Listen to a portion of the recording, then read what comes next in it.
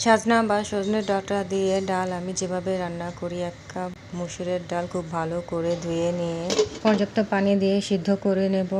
সিদ্ধ হয়ে গেলে ডাল ঘুটনি দিয়ে খুব ভালো করে ঘুটে নেব। দিয়ে দেব পেঁয়াজ কুচি, দিয়ে দেব আদা রসুন বাটা, জিরা গুঁড়া, ধনিয়া গুঁড়া, হলুদের গুঁড়া সব হাফ চামচ করে, আর দিয়ে দেব লবণ। আর যখন ডালটা মোটামুটি হয়ে আসবে তখন সাজনাগুলো দিয়ে দেব কাঁচামরিচ।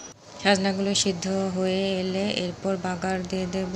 এই জন্য প্যানে তেল গরম হলে দিয়ে দেব শুকনো মরিচ আর রসুন কুচি। এরপর খুব ভালো করে ভেজে নেব।